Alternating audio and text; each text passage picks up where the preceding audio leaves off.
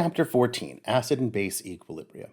In this chapter, we'll talk about solutions of acids or bases containing a common ion, 14.2, buffered solutions, 14.3, extending buffer discussion into buffering capacity, 14.4, titrations and pH curves. This is going to be a fairly long section, and then we'll finish off easy 14.5 with acid-base indicators. So let's start with the common ion effect. Common ion effect is a shift in equilibrium position that occurs because of the addition of an ion already involved in the equilibrium reaction. In other words, an ion that is in common. And it's just an application of Le Chatelier's principle. So, for example, the dissociation of hydrofluoric acid in a solution containing 1 molar HF and sodium fluoride, we have an acid-base equilibrium expression where we've got our HF dissociating to H plus and F minus. By Le Chatelier's principle, the dissociation equilibrium for HF is expected to be driven to the left by the presence of the F minus ions from the sodium fluoride. So if we're adding in sodium fluoride, because this fluoride is in common with both the sodium fluoride and the HF, we're adding in more of this. So we're going to push our reaction equilibrium to the left. The extent of the dissociation of the HF will be less in the presence of the dissolved sodium fluoride. So we're going to suppress, we're going to get a lower concentration of H plus than we would predict just from the Ka alone. The extent of the dissociation of the hydrogen fluoride will be less in the presence of the dissolved sodium fluoride. The common ion effect makes a solution of sodium fluoride less acidic than a solution of HF alone. So let's look at an example. The equilibrium concentration of H plus in a 1 molar hydrofluoric acid solution is 2.7 times 10 to the minus 2 molar, and the percent dissociation is 2.7%. We're going to calculate the H plus and the percent dissociation of HF in a solution containing both hydrofluoric acid and sodium fluoride. So we're going to see how much less it was. In our solution that's got both of these, HF and sodium fluoride, the major species are HF, fluoride, sodium plus, and water. And those sodium ions have no effect on the acid or base properties of the solution, and it's a very, very weak acid or base.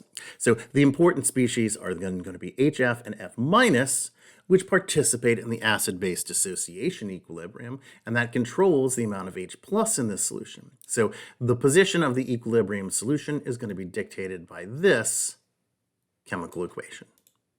Our equilibrium expression is going to be products over the reactants, and we've got a Ka value that we can look up off of a table. The important concentrations are going to be shown in this table down here.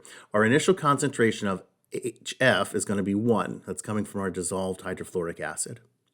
Our F minus, we're starting off with 1 from the dissolved sodium fluoride, and our H plus initially is going to be 0. We're not counting anything from water. So at equilibrium, we're going to lose a little bit of HF. We're going to form a little bit of fluoride, right?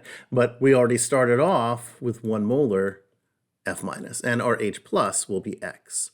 So just kind of looking at it, right, you already know that this value up in here is going to be bigger than it ordinarily would be.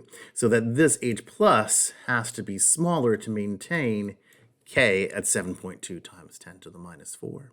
Note that the F minus concentration of 1 molar because of the initial dissolved sodium fluoride, and that at equilibrium, our F minus concentration is bigger than 1 molar because when the acid dissociates, it's going to produce this F minus as well as the H plus. So our K expression is going to be 7.2 times 10 to the minus minus 4. Products over the reactants. We'll have X and 1 plus X and 1 minus X. We're going to make our approximation that X is small, and it's separated by 3 orders of magnitude. So we'll have 7.2 times 10 to the minus 4 is equal to X times 1 over 1. And that math is pretty easy, so we're going to get X is 1 over 1 times 7.2 times 10 to the minus 4, or 7.2 times 10 to the minus 4. So we're only adding in a very tiny amount of H plus, and we're adding in a very, very tiny amount of extra F minus. Noting that x is small compared to 1, we would conclude that this result is acceptable.